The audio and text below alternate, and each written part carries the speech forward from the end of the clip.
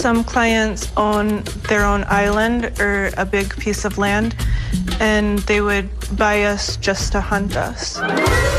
Some laid traps for us, and others would track us down like animals. It was important never to be the one captured first because you didn't want to appear like you weren't playing the game. You would be punished. It's one of the scariest things clients ever had me do. Well, Kendall claims that she was purchased by wealthy clients to do anything they pleased. Now, sometimes she was used as arm candy, others for very sick games. On the outside, her clients were pillars of their communities. But behind closed doors, she says they were sinister and evil human beings. The story you're about to hear is so shocking, so unbelievable, that your mind is going to struggle to allow you to accept that things like this exist. But they do. And they are happening right now all over the world, even in small towns right here in the United States. Kendall's story begins when she was a newborn and her parents sold her to a powerful man who owns a dangerous international sex trafficking organization, a man she says still owns her and wants her back. Kendall says every glamorous event and plane ride was with a wealthy client who paid for her so they could abuse her in ways, well, they're just simply too horrendous to comprehend. Now, for nearly 4 months, we researched Kendall's story, trying to verify its authenticity. And after speaking confidentially to agencies, we were able to confirm that Kendall has in fact been trafficked. Here's what she told us. I was born into this world of sex trafficking. It's the only life I've ever known. Since I left, everything has been so hard, and nobody except the man who owns me can help me. I was given to the man who owns me by my birth parents, and I was forced to have sex with clients. One of my first memories was thinking that it was normal for men to be fondling babies. My whole life, I traveled all over the world and would go to some of the biggest events to meet clients and have sex with them. They were all extremely rich and prominent members of society. Sometimes they would just want to have sex with me, and sometimes they'd make me have sex with different people. The clients were often physically abusive. Clients were even allowed to smother me with a pillow or plastic bag while having sex with me, but they were never allowed to leave marks or bruises on my face because I always had to look pretty. The man who owns me constantly manipulated me and did horrible things to me. He would make me be a dog, made me eat feces. I was kept in a cage. Sometimes he would electrocute me as punishment. He said that all of this was happening because it was God's will, because God made me for this. If I told anybody about what was going on, that nobody would believe me. I 100% believed him. I still believe him. Now, you might be saying, Dr. Phil, are you buying all of this? I can tell you that a very reliable source has confirmed to us that Kendall has in fact been trafficked, raped, molested, and severely abused by a very large, very dangerous organization. Now, that same source also confirms that she is not a runaway. I was told by the man who owns me that my birth parents had me for him, so I've always been his. One time I met them and they told me that I should appreciate what they did for me. They told me that this was the best thing for me. I believed that they were right, and I also believed that it was my fault that I didn't appreciate it. The man who owns me told me that I was special to him. I was strong, very smart, and not every girl would be able to do the job that I was made to do. I traveled with him frequently. When he had very special clients, I was the person that they would see. When the man who owns me wasn't around, there were people that we called watchers, whose job was just to watch us. And there were people whose job was just to move us from place to place. When the movers would come for us, they would always come in the middle of the night, like they were kidnapping us and drug us. They would put several of us in the trunk of a car. They were constantly moving me to different places, brothels and sometimes to big mansions with servants. In some of these places that we would stay, we would be in basements. In some places, we would be in rooms with cages or with tools on the wall, locks with different keys, and they were all used sexually on us. For the little boys, men would have sex with them. When they turned 5, then they were forced to have sex with women. The girls would start having sex as infants. All of this was completely normal to me, and I never thought seriously about leaving. The clients I was forced to have sex with were very rich and powerful, very important VIPs. They were in law enforcement, doctors, psychiatrists, judges, politicians, even people who owned sports teams. I attended many parties for people who had just got elected into office. When I would attend these events, I had to look pretty and act like I belonged there. I had to know how to hold a conversation about politics for me. At parties where people knew what we were there for, the clients would treat us really poorly. Many times clients were physically abusive. I've had broken fingers and broken ribs and been kicked a lot in the head. And I've even been sat on and smothered. The clients all had different expectations for what they wanted from me and what they wanted me to do. Sometimes they would bring little boys into the room and they would make me have sex with them. Many of the boys were as young as 5. To this day, I still wonder if I raped those little boys or if they raped me. Now, you weren't allowed to use the word trafficked, correct? Why is that? Because the man who owns me said that I wasn't trafficked. I was made for that, and trafficking is when girls who aren't made for that get kidnapped or sold into it. You said you could tell the difference between girls that were born into it, according to him, versus those that were kidnapped when you encountered them. How could you tell the difference between the two? The girls that weren't born into it, they had a harder time. They were always kept tied up or in cages, and they cried a lot. Did he tell you how you came to be with him? He said that my parents had me for him.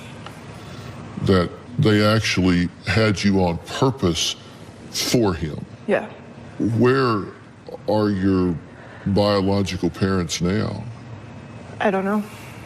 Do you know what country they're from? No. Do you know if it's Europe, US? When I spoke to them, we spoke in English.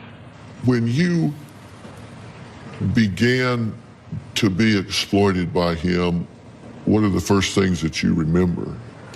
I remember being really little and a lot of men being around me and taking turns.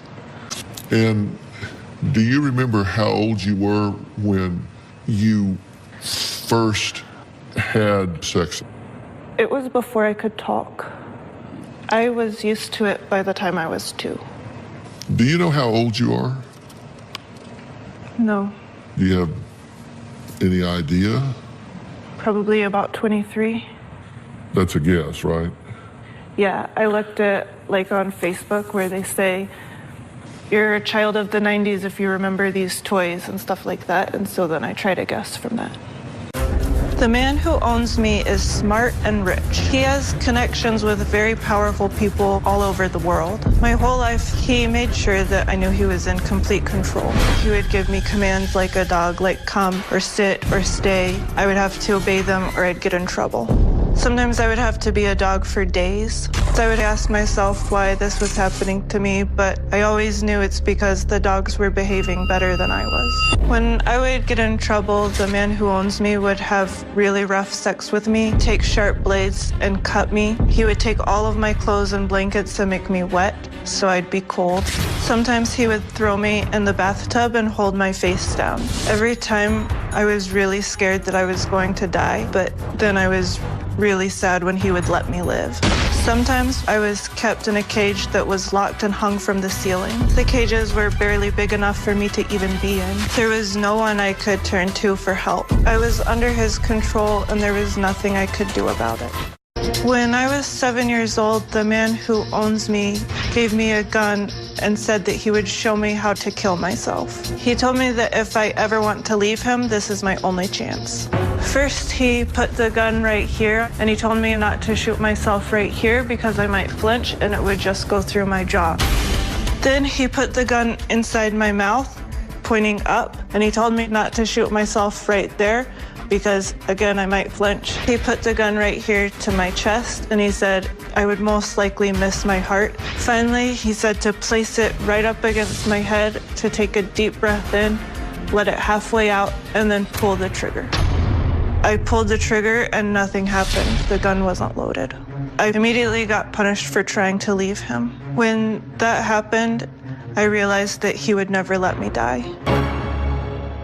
Violence was part of your life with this man. Yes. You say that you have witnessed him murder people. Yes. How many people have you seen him murder? Probably about 20 or 25, but then there would be lots of times that he would be there and have other people do it. And how would he murder these people? One time he just took the little girl's head and twisted it. He's shot people. Did he kill children? I know for sure he killed her. You were there. And how old were you at this point? About 4. And you're guessing at these ages, right? Because you don't know. You said that he has actually forced you to kill people. How did you do it? One time he had me hold like a newborn baby. He said that I had to hold it by the neck because newborn babies can't keep their head up by themselves. The baby died. I didn't know that he said that the baby had fallen asleep, that I had put the baby to sleep. I didn't realize till later that I had killed it. Kendall says the cycle of children being born into trafficking continued when she gave birth to 3 children, all of whom she claims are still with her abusers. When I was in the world of sex trafficking, I gave birth to children. I was allowed to get pregnant because men paid for that. I was pregnant several times, but I had several abortions. I had 3 that survived, 2 girls and a boy. Baby, they were taken away, but sometimes I would get to see them later as a reward. I don't know who their fathers are or where they are. I would like to have my kids with me, but I feel like if I did, I would just get them in trouble. It's been so difficult that even now I try to forget that I've had them. Were you involved in raising these children? No. So how quickly were they taken away from you? Right after I had them. So you've not seen them? You don't have a relationship with them?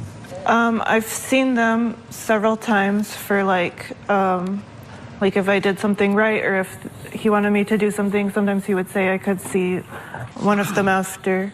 And there was the younger girl I had, I saw her more often than the other 2.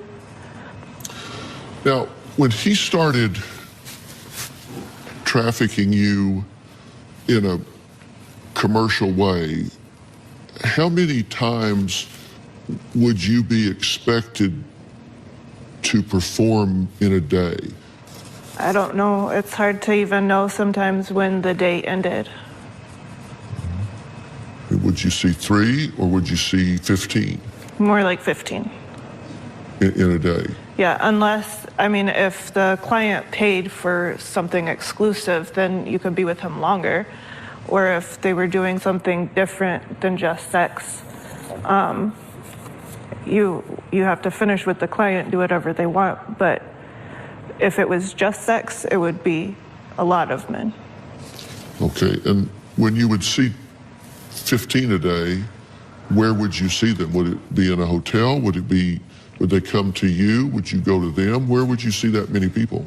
Like a lot of times I would go to parties, and that's where I would see them. Sometimes they would come to me if I was being punished for something and I was put in one of his brothels, then they would come there.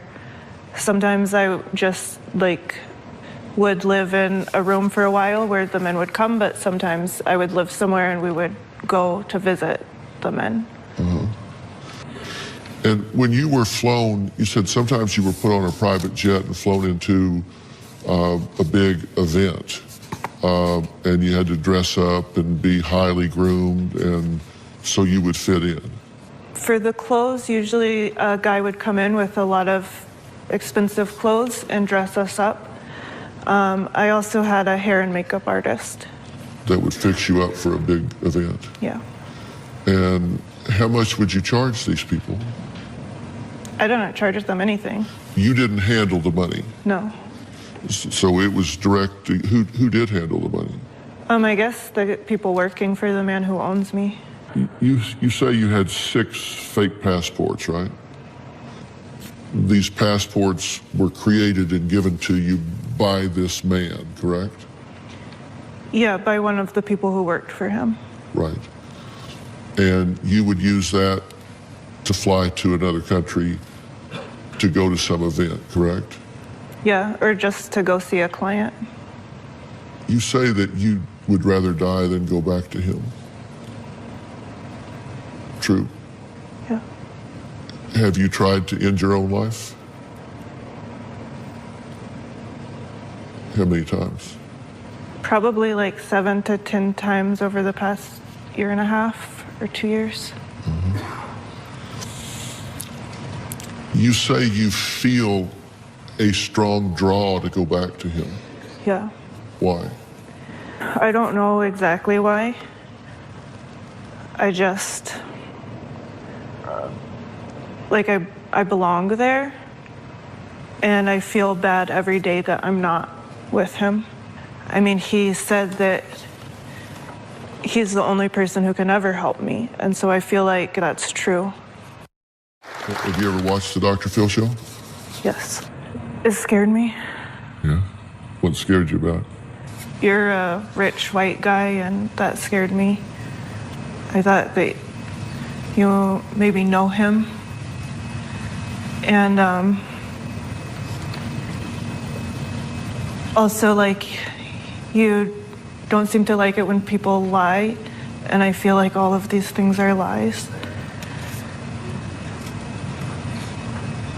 What do you mean that all these things are lies?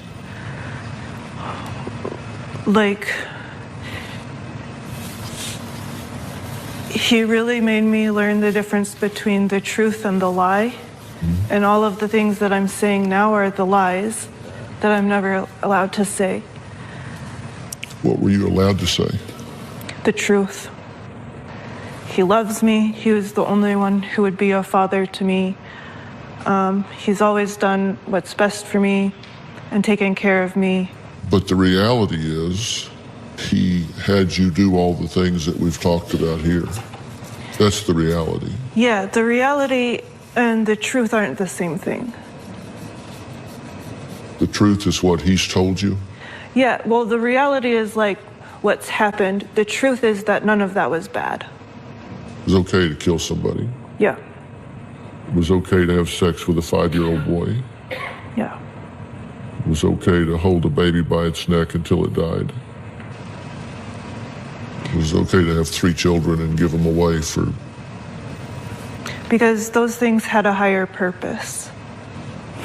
You tell me what he thinks. What do you think? I'm confused. Do you think he's a sick son of a bitch? No, You think he's a good guy that loves you? more than anybody else has.